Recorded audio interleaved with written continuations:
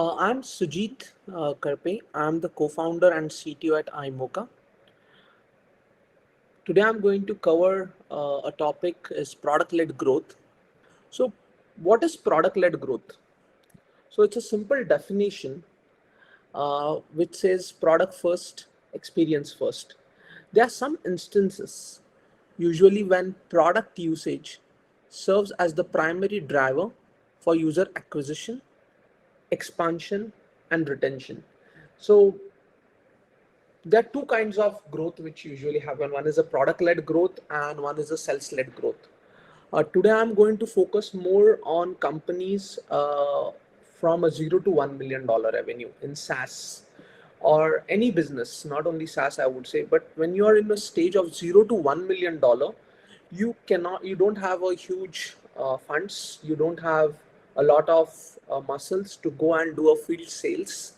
So you and your first thing, because you're a product company, in the initial phase, apart from your marketing and sales, what should work is a product, and that should be your primary driver, either to get new users, to expand the user base, or after 1 month you should have a retention where a customer should say, I used a product and it's an awesome experience and we would like to continue with you.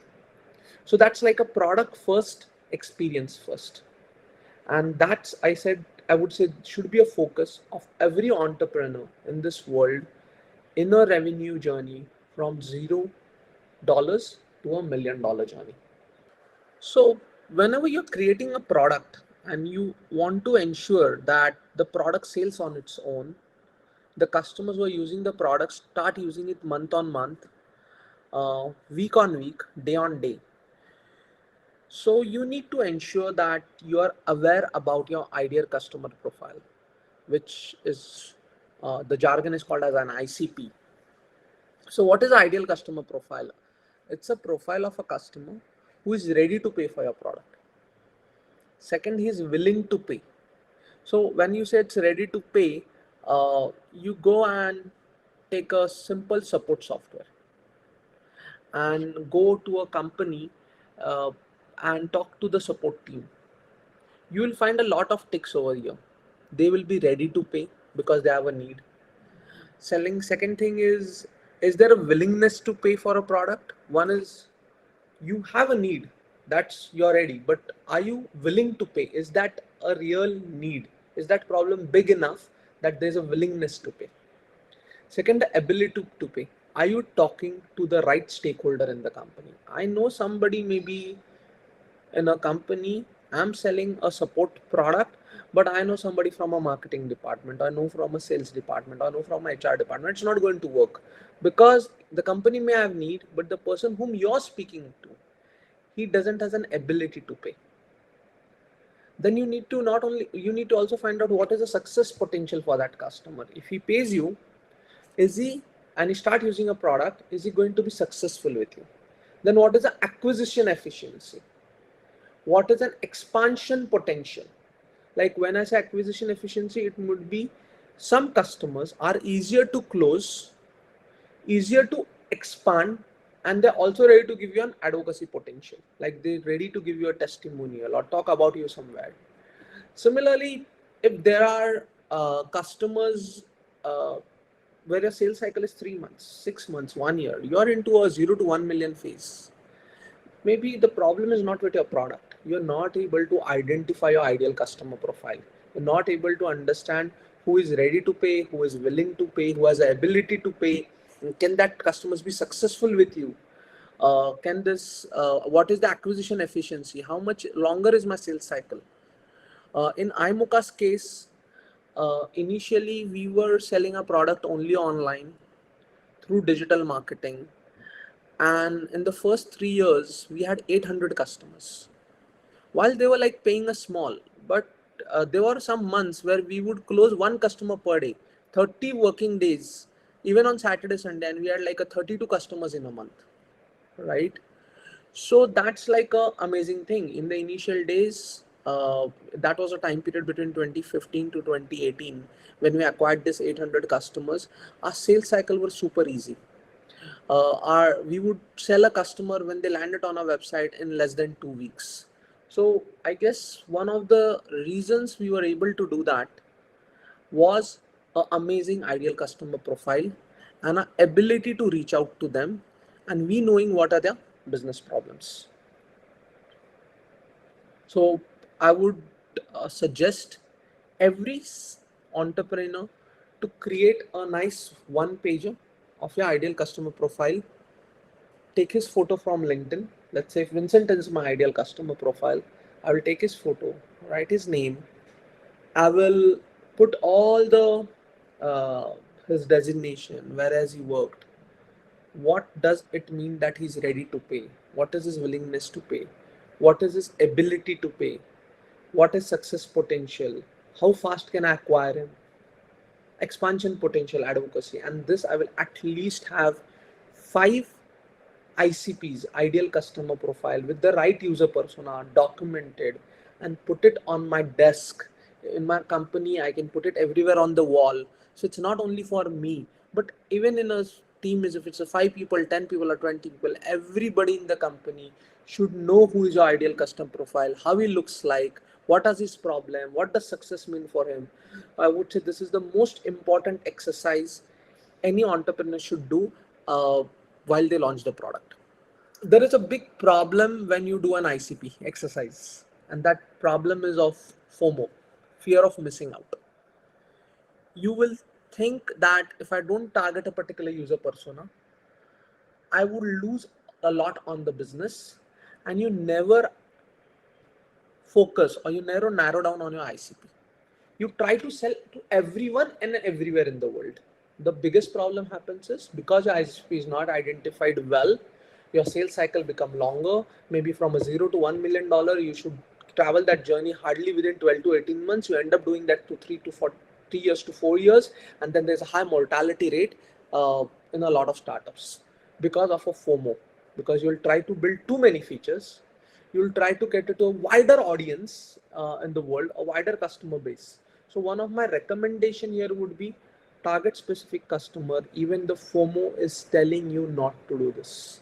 You'll always have a FOMO, fear of missing out. No, focus on an ICP, focus on a customer. Even if you're doing a business in, maybe you have an office in Bangalore or Mumbai, but if your ICP is in Singapore or in Japan or in US or in Europe, then make sure that you have the right channels, the right way to reach out to your ICP and not to sell to people because you're in Mumbai and you're selling to a customer in Mumbai. But if your ICP is in Mumbai, then sell to that ICP in Mumbai.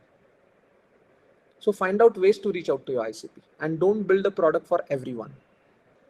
These are some simple metrics for happy customer, happy business. It's not only about closing a customer. A business only grows if the customer pays you year on year. And if the customer has to pay you year on year, the most important thing is, or even a month on month, you need to ensure, uh, are you, uh, is your customer ready to use your product on a weekly basis?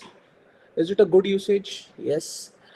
But the most successful products are when a customer logs into your product every minute, every hour.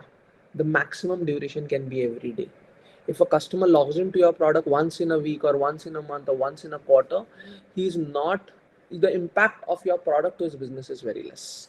So the best products are which are used either minutely, either weekly, daily, or weekly. Weekly is the, I would say, the maximum thing where a customer should log into your software.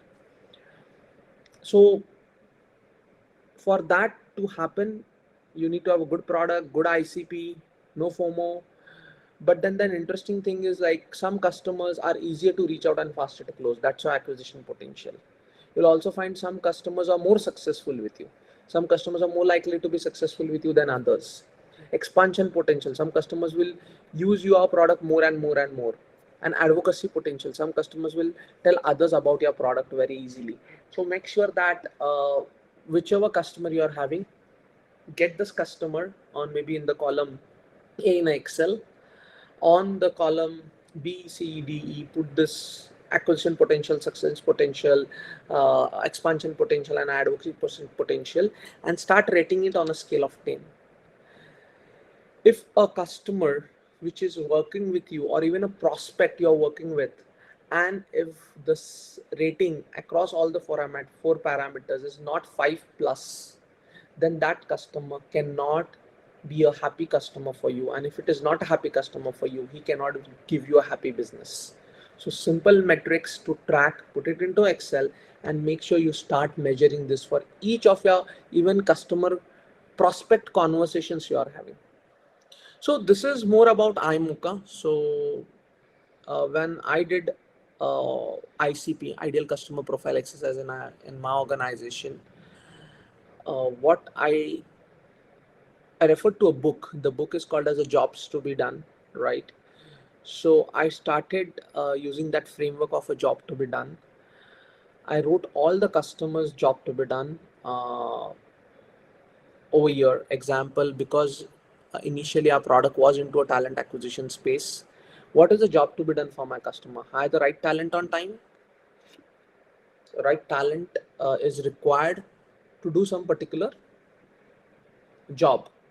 Deliver projects on time. Sometimes hiring is a secondary. Some people need to deliver a project on time. He may be the delivery head of an organization or a project manager at organization, and his problem is to deliver projects on time. Now, to deliver projects on time, you will require people, but that's a secondary problem. Okay, hire the best technical talent. If you go to a Google, they are never behind that in a rush to hire people. They always want to hire the best technical talent. It's different than you go to a company like Infosys, where they want to deliver projects on time. They are not interested whether the quality of talent is there, but the quality of talent required maybe in a Google versus a quality of talent required in a Infosys. Infosys is doing projects business. They want to deliver projects on time to the customer. Google is creating products. They want to hire the best technical talent. Again, it's the same hiring problem, but the job to be done of your ICP and the user persona within that organization is different. Competency mapping, bulk hiring at entry level, hire quality talent with speed. So this were the 6 different jobs which we realized that a particular user persona or a stakeholder within an ideal customer profile would be doing for iMocha. So if I am able to reach out to the right user persona who is having this job to be done, and if I give him a demo, then he would be willing to invest into our product. That was a complete premise on which we started reaching out to this user persona, finding out the right job to be done in the organization. Depending upon the product, depending upon the space you're operating, your ICP, ideal customer profile, will have a different user set of persona, and he'll have a different job to be done. But you need to document this, that with your product, what job a customer would be able to do it efficiently. So when are you doing a product-led growth in the initial stage, when you're finding out your ideal customer profile, you need to put a price tag to it, and you should backtrack. Should a customer, what is a customer would pay for this product which I've created? Will he pay $5 per month, $500 per month, $5,000 per month, or what? So this is a question we had asked. And why would he pay that, right? There should be some kind of a USP in your product because of which he's ready to pay you some dollar value. What we had put in is like a customer should be easily ready to pay through a credit card online for us $5,000 per year, right? uh, to reach $1 million, how many customers we require, right? So we divided that $1 million by $5,000, and that was the customer number of customers we thought we should get. To get that many customers, then what should be the funnel we need to have uh, at the top of the line. Once that the top of the funnel is filled, uh, and that should be minimum 4x. So like example, just to do a reverse calculation, if I have to do a $1 million in revenue and every customer is only paying me kind of a $5,000, then I at least would require some 200 customers paying me $5,000 each to reach $1 million. So if I have to get 200 customers, then in the top of the funnel, I at least need to have 800 customers, because I'm considering a conversion rate of only 25%, which is again a good conversion rate. So I'm considering if 800 customers prospects come to me, or if I'm able to reach out of that 800, uh, then 400 would show interest, and if 400 show interest, then 200 will eventually buy my product. This numbers is a very optimistic number, from 800 to 400. Sometimes you may require a bigger top of the line, but some customers may not only pay you $5,000, they may even pay you more. So we had this amazing classic case where a customer came to pay us $5,000 in the year one. They were super happy with us. Within the first year only, they paid us $10,000, and the second year when the renewal happened, the customer paid us $50,000. So the product was able to deliver, and we were able to reach the customer, same customer paying us $5,000 to a $50,000, right? So if your product is working, if it is solving the right problem for the customer, and if you're very clear with your ideal customer, he may pay you more.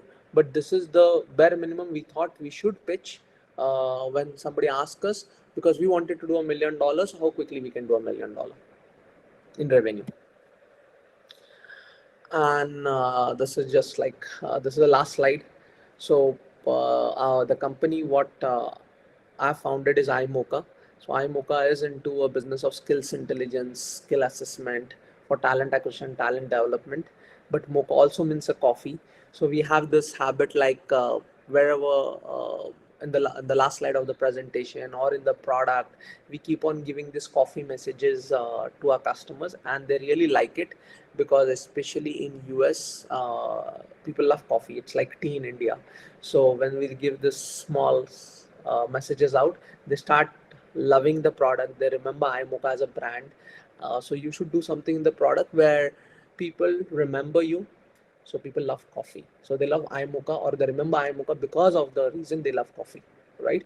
The product will keep on doing its job, but the brands are created when, apart from the uh, product which they use, there is some affinity, there's some affection with the product, with the brand name or something, that will eventually in the longer run help you to create a big brand.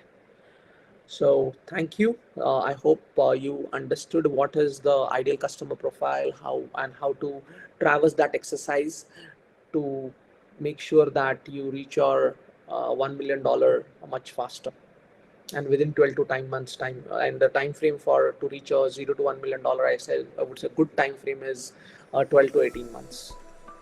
Thank you.